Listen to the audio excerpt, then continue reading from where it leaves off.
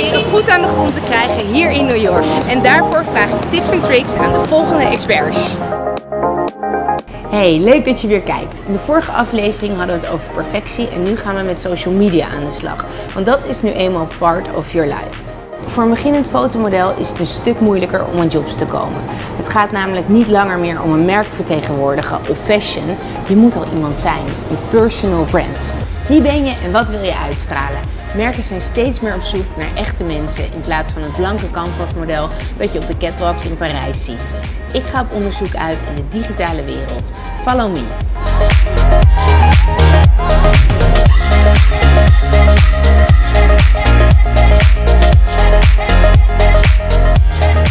So what people want to see is like a real authentic. They want to see your real side. And they're not just interested in who you are when you try to make everything perfect, when you spend hours on one image, making yourself look amazing, whatever. They want to see who the real you is, because that's really like behind the scenes and exciting, you know? So I think it's important to do a mix. If for me as a photographer, and you know, if someone's a model, it's important to show you their work, but it's also nice to see them when they're on their day off, and what are they doing and how do they look when they're not on a photo shoot, or you know, just being real. And are there any tips and tricks you can give me about social media? Really having other people's backs and always tagging them. So if I work with like makeup and hair and model, I always make sure to tag the whole team and give everyone credit and say, this is like amazing team I worked with, and here's the hairstylist, here's the makeup artist, here's the stylist, and here's the model, and we did it for this publication. And then, you know, by doing that, people will tag you back. And all of a sudden you have the magazine tagging you and the models tagging you and everyone, you know what I mean? And all of a sudden everyone who's following them, they say, oh, that person shot that. Okay, that's nice. Let me check out what she's doing.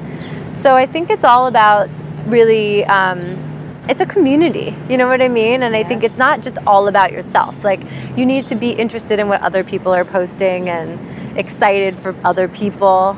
And then people will be excited for you too. And is there a good time to post? Yeah, so I think everyone's is different, but like for me, around 4 p.m. in New York time is really good, because I think you mentioned like in Europe, maybe it's 6 hours ahead, so maybe it's 10 o'clock. And then in LA, you know, it's lunchtime.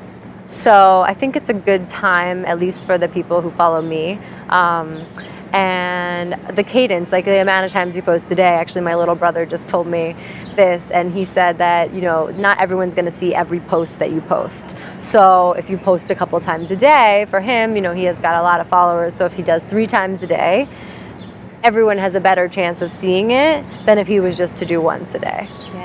Een beginnend fotomodel bij een goed modellenbureau hier in New York heeft ongeveer 10.000 Instagram-followers nodig. Ja, Instagram is je online cv geworden en logisch, iedereen wil zichzelf van zijn beste kant laten zien.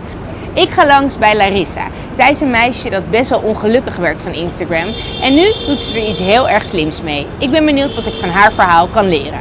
So you used to be kind of Insta famous, is that correct? So I started on Instagram. I wouldn't say I'm necessarily Insta famous, but I will say that it was my obsession. And when I was in college, I was constantly trying to get more followers and collaborate with different brands, because I saw what fashion looked like on social media. But what I realized is that every time I sat down with someone in the industry and I would ask them, you know, what does it take to get where you are? They would say, oh girl, you know, what you see is only half the story, and this is actually what it's like behind the scenes. I feel like so much of our society forgets about the struggle that goes into success and the hardship, and like I was falling into that trap too.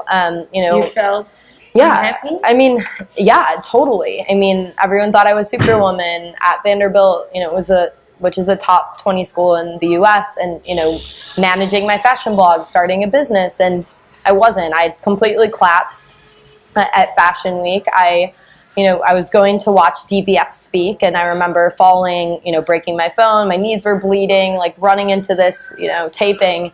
And later that day, I posted a photo of me like posted up on a, you know, looking hot from the day before.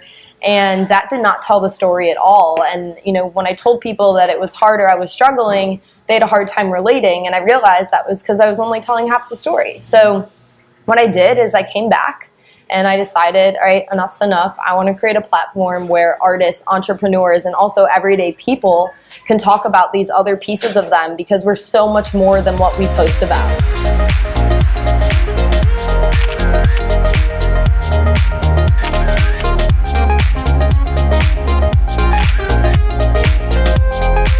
Iedereen kan een ster zijn op social media. Ook als in eerste instantie modemerken of modellenbureaus je niet zien staan. Leopoldine kwam op haar 18e naar New York. Ze schreef zelf een filmscript over een meisje in een rolstoel. De film werd een groot succes.